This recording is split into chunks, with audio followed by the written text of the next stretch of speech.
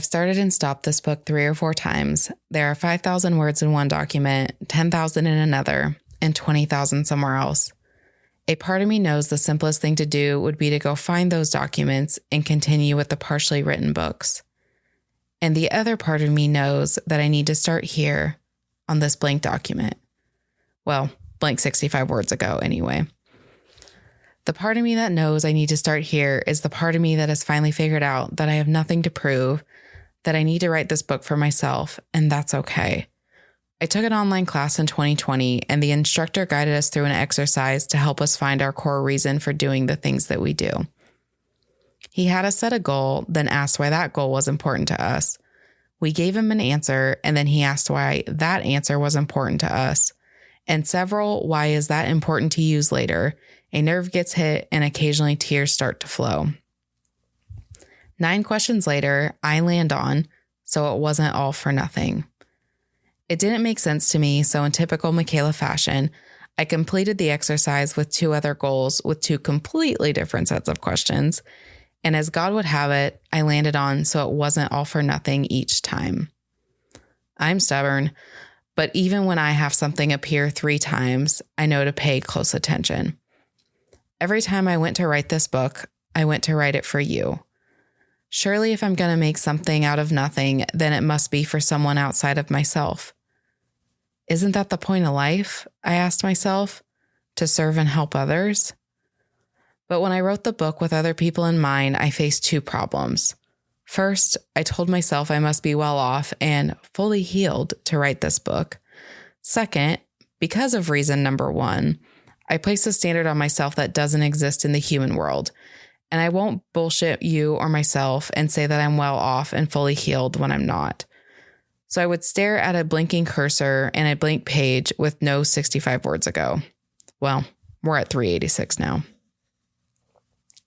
It's not that I don't want you to find some purpose and meaning in this book. I do. The words me too have helped me both when I have said and received them. But the truth is, I did believe I would write this book when I was on a high of some sort. As in, when I had life all figured out and was some successful blah, blah, blah.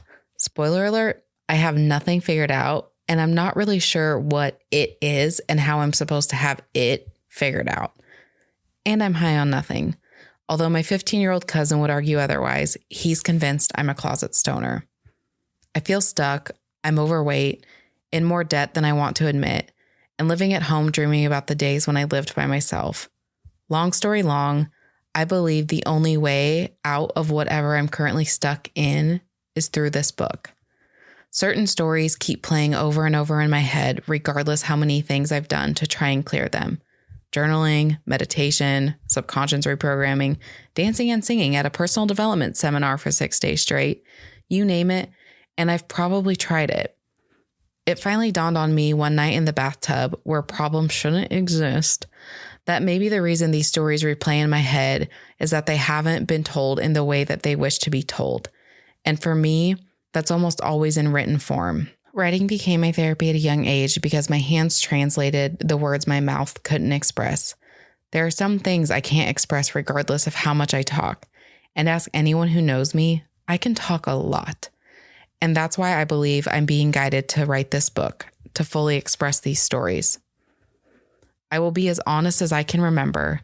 That is my promise to you, myself, and God. I care more about the truth than I care about the discomfort and the not so pretty parts of this story, because a lot of ugly lives on the pages before us.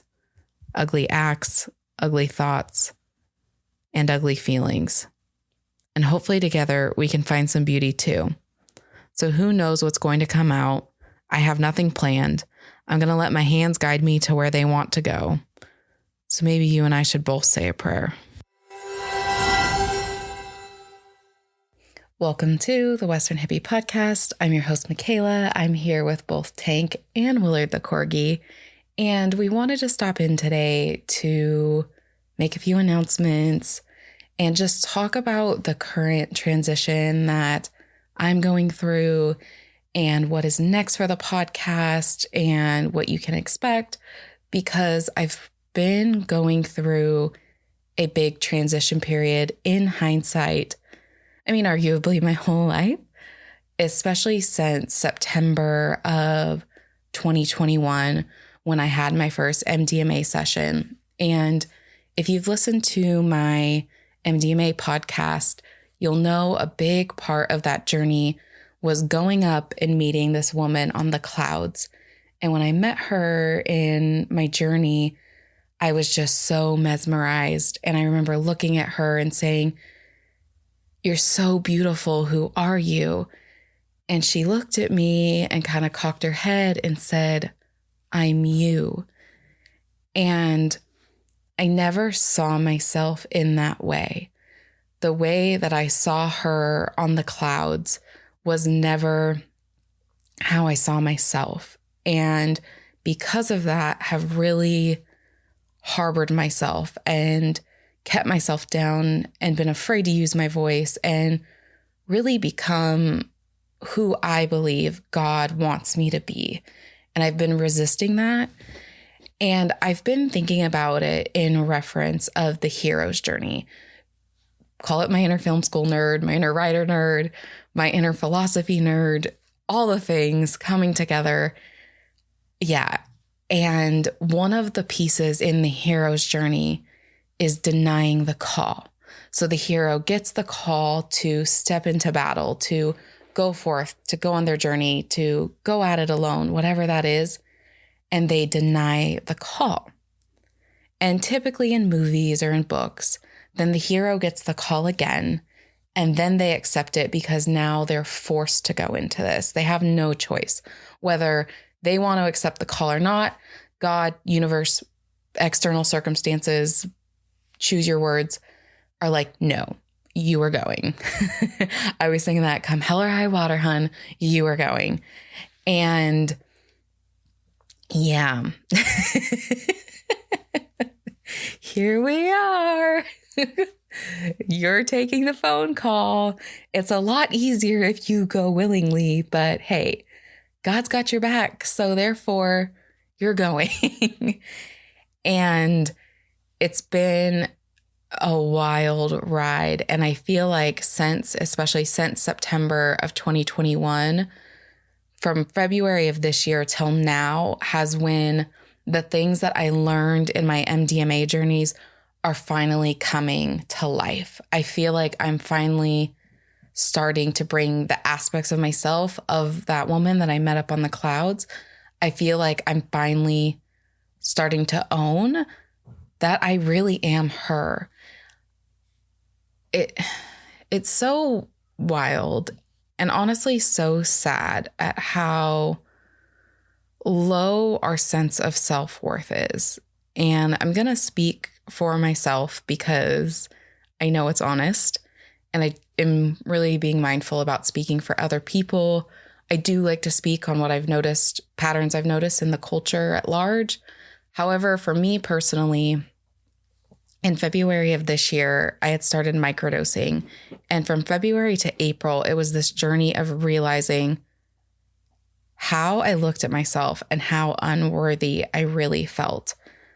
I didn't see myself as talented. I didn't see myself as beautiful or special, or that I had anything unique to give to the world. And I'm not saying that as a cry for help or a cry for attention, because that's actually the opposite of what I wanted. It actually makes me feel really uncomfortable. What I did want, or need, I should say, is I needed to see myself. I needed to see myself the way that God sees me, that the people I love and cherish and hold most dear, I actually did need to put on their lens of the world, if you will, and see myself how they saw me. And my friend Kinley has just been a godsend. And she's stationed in Hawaii in the Marines, and all my friends have been a godsend. This transition specifically, I think in all transitions of life, require different people in our lives to come in and help us. And for this specific transition of mine, my friend Kinley and my spiritual guidance counselor, Kimberly, have been the ones that really helped me through this specific tunnel that I was going through. And I was in a session with Kimberly right before Kinley came into town on leave. And she kept telling me, Michaela, you take yourself for granted. And it was this moment of realizing that I didn't believe that I was worthy of having friends or family. Yeah. No, that's the truth, unfortunately. And that I didn't feel deserving and worthy to be around people that I deemed as unique or special and saw like the beauty within them. And so I was always trying to prove myself through what I could do for them. When I was working at a barn, I was proving how helpful I was. When I was doing creative projects, I almost overgave and overextended because it was like, I know this was the energy that I was holding was, I know I'm not worthy to be around you. And this is such a unique and special opportunity for me. And I don't want to blow it. So I'm just going to give and do. And then you'll love me. Instead of pulling back, realizing that who I am being is the best gift that I have to offer to the world. And then my friend Kenley comes into town. I have this session with Kimberly talking about taking myself for granted. And then Kenley comes into town and we're talking about it because the other big shift for me was that I didn't realize you could take your own self for granted. It's still actually, no, I feel like that has resonated with me. But when Kimberly first told, I couldn't even accept it into my being. I couldn't even accept it as a truth that I could take myself for granted. I'm like, oh no, I can take other people for granted. But then a saying of my dad's popped into my head of people can't use you. You can only let them use you. And I was like, oh, that's taking yourself for granted, letting other people use you instead of saying, no, this isn't right for me. This is what I need in these relationships. This is who I want to be, who I'm committed to being. And this is what I need in order to be that person, whether from myself and others and in my friendships and in my relationships. Like we talk about what we can provide for the other in order to be that person. So Kinley comes into town. I'm telling her about my session with Kimberly, and she listens and then she pauses for a moment. And Kinley is just the sweetest little human and says to me, like, I don't think you understand what you do when you walk into a room. And Kinley and I we went to college together. We took a couple classes and we met in speech class. And she said, you are just sunshine. Like when you walk into a room, you light it up because you are sunshine. And I really couldn't accept that because I was still taking myself for granted. And ironically enough, I've said about my dad and my uncle that they really underestimate the power they have when they're in a room because they hold that space and they hold that light too. And my uncle especially, I did a video of him. I should link it. I want to link it in the show notes. So if you want to watch it, it will be in the show notes. And my uncle has that gift too. He's just so captivating when he speaks. And I wasn't owning that within myself. And it was this moment of, I am doing more harm to myself and to those around me by not owning this sunshine, by not owning this energy that God has blessed me with. Like he's blessed us all with in my opinion, with a specific energetic blueprint. And if you want to know about yours, my human design, it's amazing. I'll link the app because I just can't. Human design was a big permission slip for me to own that light and to own that energetic blueprint that I've been given. Anywho, needed to drop that in because if you haven't checked out human design, again, link in the show notes. There's an app for $5 a month, I think. Through this app, you can get a mini reading. It's the best $5 you'll ever spend. If you need to skip a coffee one day a week, it's worth it. I promise. And so had this moment of, okay, there is a consequence to not owning who I am, to not believing I'm worthy, to not accepting that I'm taking myself for granted. There are consequences to these things. And the thing that I don't think that we want to hear, and I know I didn't want to hear it at one point, was there are benefits to not owning those things. There are benefits to low self-esteem. There are benefits to staying in our own pity. There are benefits to being the victim. It gets us attention. But the consequence of settling for attention is we never open ourselves to receive love. And the only way to receive, and I'm not talking about love in this phony bullshit way. I'm not talking about the love you, pal. I'm talking about I love you. From the heart, no corny romantic comedy baloney. Like, I love you for who you are unconditionally. There are no contingencies here. You don't have to be anything other than yourself. Like, I love you, flaws and all, because you could not be you without the totality of you, without the shadow, without the light, without your bad parts, without your good parts. But in order for me to accept that in others, I first had to accept it in myself. And when I was meditating this morning, I kept hearing like, I am who I am and I ain't who I ain't. And I've never tried to be anything but that. And part of that, and this is where I think we're uncomfortable.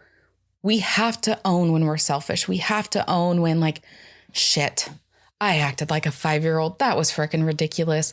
And it's not how I acted, but how I respond to how I acted, to go apologize, to go make it right, to course correct. We all do stupid things. But in my opinion, it really starts with owning the totality of who we are that allows us to let who we came here to be, to set in. And that was another conversation that kept coming up, was who we are versus who we are being.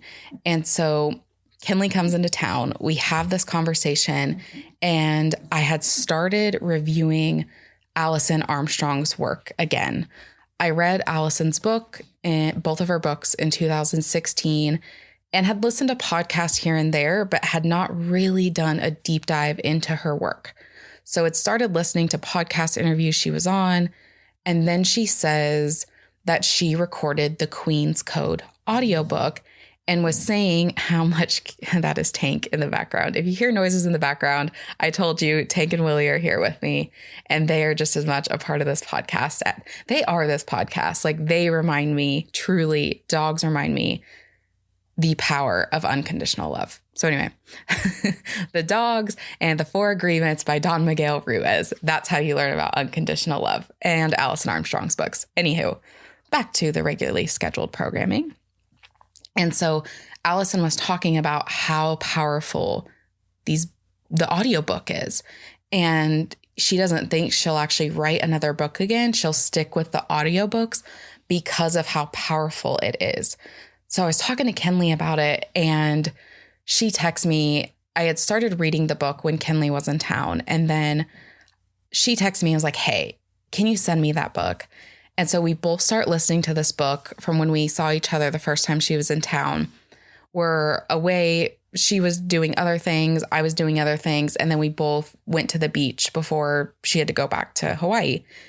And so we're talking about, we hadn't finished the book yet. So we're talking about this book while we're at the beach, and our perspective is already starting to shift.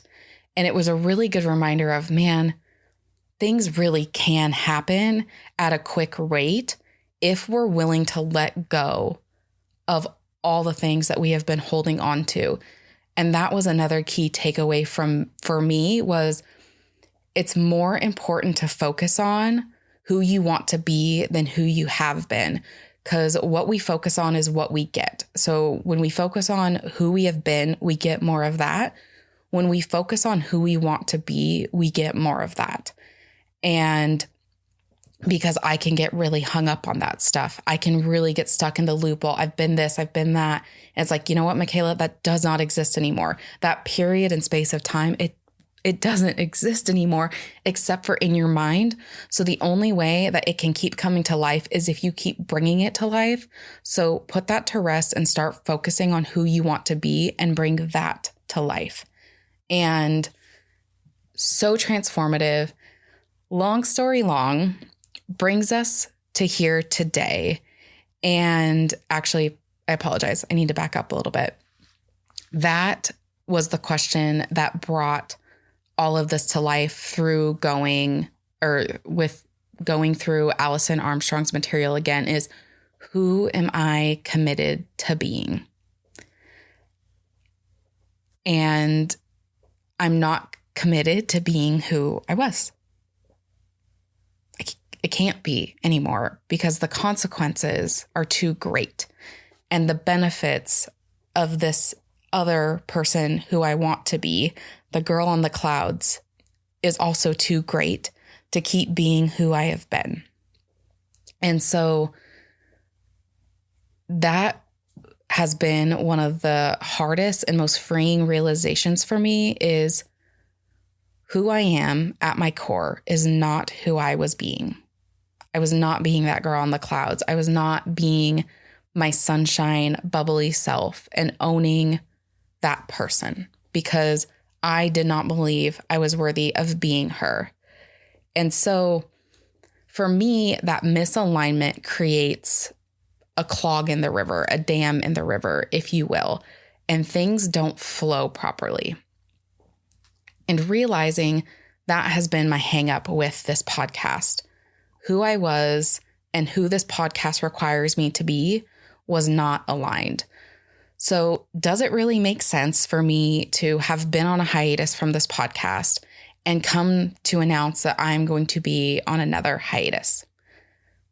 In my mind, doesn't make much sense.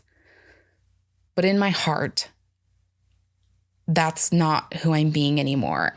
And who I want to be, who I'm committed to being, is the person who is intentional, the person who is organized, the person who takes intentional breaks and lets her community know what is going on, how it's going, why we're going through these transitions, and how this Western Hippie brand is also transitioning and going to be coming to life in another way. So that is why we're here, because this is who we are committed to being.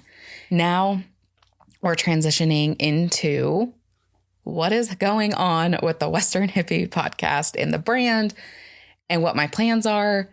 I'm going to tell you my plans with full awareness that as I dive into this next season, plans might change because in human design, I'm a manifesting generator and we are committed to changing. So there is that.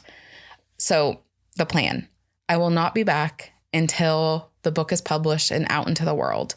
I will also be rebranding the podcast and laying the foundation for the company that I plan to build.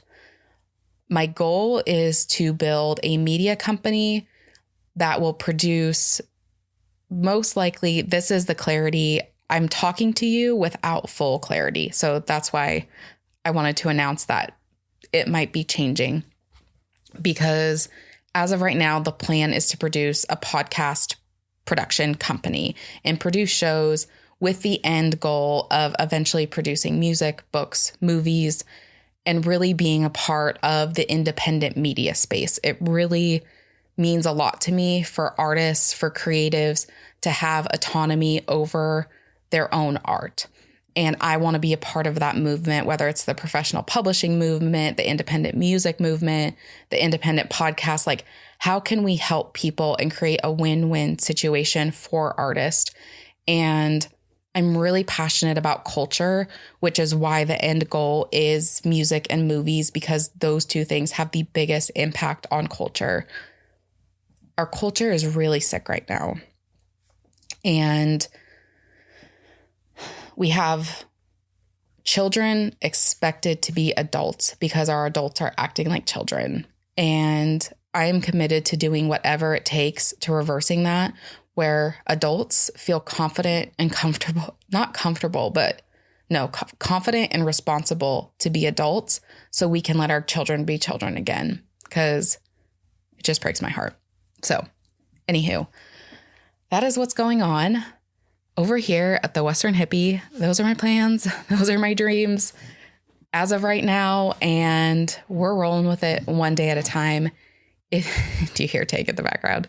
I am so thankful for you for being on this journey with me, for navigating these twists and turns and my ever-changing Manny Jen-ness. So my friend, thank you for everything. Take care, and we will be talking very soon.